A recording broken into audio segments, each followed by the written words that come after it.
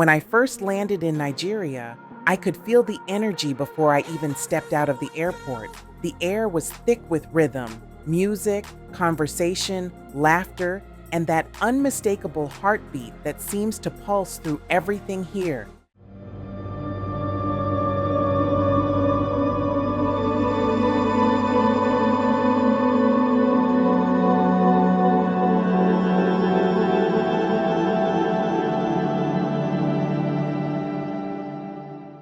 Nigeria, often called the Giant of Africa, is one of the most dynamic countries on the continent.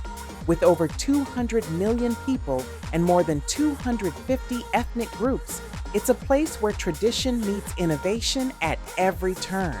From the Yoruba of the southwest to the Hausa of the north and the Igbo of the southeast, every region has its own language, flavor, and rhythm. The country's story stretches far back, from ancient kingdoms like Benin and Oyo to colonial struggles and modern independence. It's a land of contrasts, dusty northern plains, lush southern forests, endless beaches, and bustling cities that never sleep. So in this video, come travel with me as I explore 10 of the best places to visit in Nigeria. From breathtaking mountains and wildlife reserves to vibrant cities that capture the true spirit of Africa. Number 1, Lagos. My journey began in Lagos, Nigeria's beating heart and economic powerhouse. If you want to experience Nigeria in full color, Lagos is it. The moment you step out, everything hits you at once. The sound of honking buses called danfos, the spicy aroma of grilled suya on street corners, and Afrobeat rhythms echoing from every direction. I started my mornings at Tarkwa Bay Beach, a calm stretch of sand only accessible by boat. Watching surfers carve waves beneath the rising sun with the city skyline in the distance felt surreal. From there, I explored Lekki Arts and Crafts Market, where I bargained for wooden masks and handmade jewelry, each item telling a story. The Nike Art Gallery was another gem. 4 stories of sculptures, textiles, and paintings that celebrate Nigerian culture. By sunset, I was in Victoria Island, watching the lagoon shimmer gold as Afrobeat legend Fela Kuti's music played in the background. Lagos never slows down. It's wild, creative, ambitious, and somehow deeply human. Before leaving Lagos, I couldn't resist diving into one of the country's greatest joys, its food. Nigerian cuisine is a festival of flavors. Every dish tells a story of heritage, spice, and soul. I tried jollof rice, smoky and vibrant orange, cooked over open fire and served with fried plantains. Then came egusi soup, thick and nutty with melon seeds and spinach, and pounded yam so soft it almost melted in my hands. Street food is an adventure on its own. From suya, the spiced meat skewers grilled over charcoal and served with raw onions and pepper, to puff puff, sweet fried dough balls you can't stop eating. And when the sun goes down, that's when Lagos truly comes alive. The nightlife here is electric. I found myself in rooftop lounges like Sky Bar in Eco Hotel and Shiro Lagos, where DJs mix Afrobeat and Amapiano under neon lights.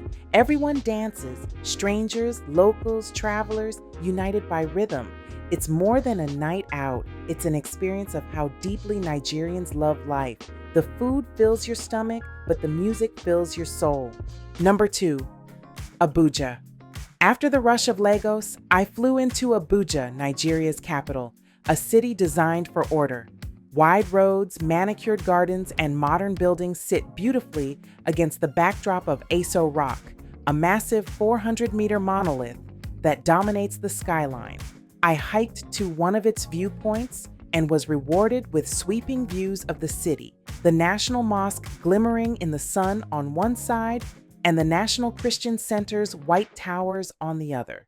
This balance, faiths, architecture, people, defines Abuja. It's not as fast-paced as Lagos, but it's where Nigeria makes its biggest decisions. I spent evenings at Jabi Lake, watching locals paddle canoes and couples taking sunset walks. Abuja might not scream excitement, but it has a quiet confidence, a reflection of modern Nigeria finding its balance. Number 3, Yankari National Park. From the urban calm of Abuja, I headed north to Bauchi State to explore Yankari National Park, Nigeria's most famous wildlife sanctuary.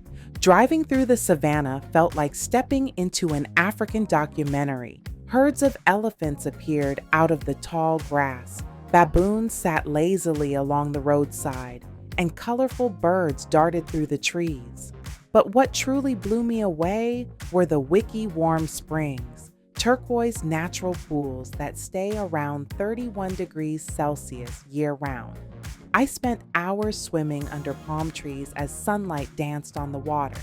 At night, the park transforms, the sounds of crickets and distant roars filling the air as you sit around a campfire under a million stars.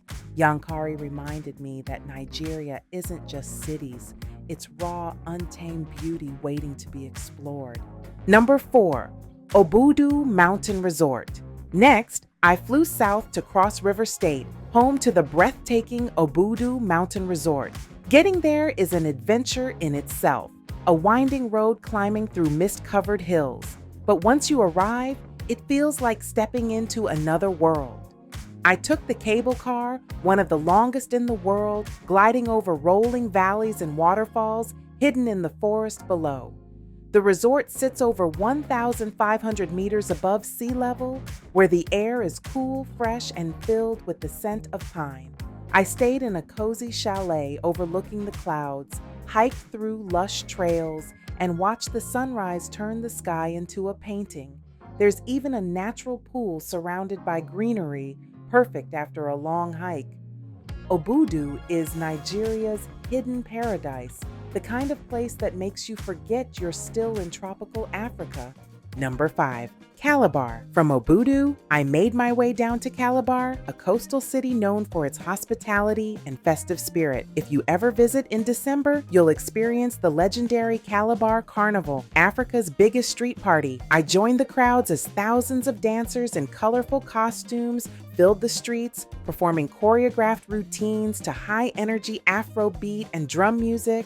But Calabar isn't just about celebration, it's about heritage. I spent time at the Slave History Museum, located in the old colonial marina. The exhibits were deeply moving, a reminder of Nigeria's journey through pain and resilience.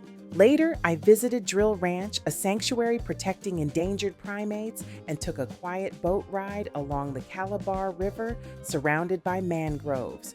Calabar taught me that joy and remembrance can coexist, that honoring your past can make your celebrations even brighter. Number 6, Kano. Heading north again, I reached Kano, one of Africa's oldest and most historically rich cities. This ancient Hausa city dates back over 1,000 years and still carries traces of its royal past. I started my day walking along the Kano city walls, built in the 14th century to protect the city. They stretch for miles, reminding you how advanced this civilization was long before colonial times. Next was the Kurmi Market, one of West Africa's oldest trading centers. The narrow alleys were alive with voices, vendors selling leather sandals, spices, and hand-woven fabrics. I could smell dried herbs and incense blending in the air. At the Gidan Makama Museum, I explored royal regalia, traditional weapons, and artifacts that tell the story of the old Hausa kingdoms. Kano felt like walking through a living museum, where every street corner whispers stories from centuries past. Number 7, Erin Ijesha Waterfalls. From the dusty north, I traveled southwest to Osun State, home to one of the most beautiful natural wonders in Nigeria, Erin Ijesha Waterfalls, also called Olumo Falls. Imagine 7 tiers of cascading water, each more mesmerizing than the last. I climbed barefoot through the slippery stones, the sound of rushing water echoing through the forest. Each level felt like discovering a secret, natural pools surrounded by thick greenery where locals swim, relax, and even pray. Some believe the water is sacred and has healing powers. By the time I reached the top, the view was unbelievable. Mist rising from below, birds singing above. Erin Ijesha isn't just a waterfall, it's a spiritual experience wrapped in nature's power. Number 8. Idanre Hills. A few hours away in Ondo State lies another masterpiece of nature, Idanre Hills. Climbing the 660 steps to the top is no small feat, but every pause offers something fascinating. Ancient shrines, mysterious inscriptions, and old houses carved right into the rock. Halfway up, I met locals who told stories passed down for generations, tales of warriors and kings who once ruled from these hills. At the summit, I looked down on a sea of green valleys and distant villages. The wind was strong, the view endless, and for a moment, time felt still. Idanre isn't just a climb, it's a journey through history, culture, and breathtaking landscapes all rolled into one. Number 9. Abeokuta. My next destination was Abeokuta in Ogun State, named after its most famous landmark, Olumo Rock, meaning under the rock. Standing 137 meters tall, Olumo Rock was once a refuge for the Egba people during tribal wars. I climbed through tunnels and ancient caves where entire families once hid for safety. Guides pointed out carvings left by warriors and the remains of old dwellings. At the top, the city stretched below like a painting. Red rooftops, winding roads, and the shimmering Ogun River cutting through it all. Olumo Rock isn't just a monument. It's a story of courage and survival. And standing there, feeling the wind on my face, I understood why this place is sacred to so many. Number 10. Lekki Conservation Center. I ended my Nigerian adventure where it began, back in Lagos, but this time far from the chaos, inside the serene Lekki Conservation Center. It's one of the best urban nature parks in West Africa, home to monkeys, peacocks, crocodiles, and countless bird species. The highlight is the Canopy Walkway, the longest in Africa, stretching 401 meters above the treetops. Walking high above the forest, I could hear nothing but the rustle of leaves and the calls of birds. For a moment, the city disappeared, replaced by calm and connection with nature. I ended my trip sitting by the pond, watching turtles bask in the sunlight. It felt like Nigeria was saying goodbye the same way it welcomed me, with beauty and balance. Traveling across Nigeria changed how I see Africa. It's a country that can be loud and chaotic, but also calm and deeply spiritual. Its history carved in stone, waterfalls flowing through forests, and skyscrapers rising by the sea. Everywhere I went, people welcomed me with warmth, strangers offering food, smiles, and stories. Nigeria isn't just a place to visit, it's a place to feel. From the music of Lagos to the silence of Obudu's mountains, it has a soul unlike anywhere else. So if you ever get the chance, go. Because once you've danced in Calabar, climbed Olumo Rock, or floated in Wiki Springs, you'll realize that Nigeria isn't just the giant of Africa, it's the heart that makes Africa beat.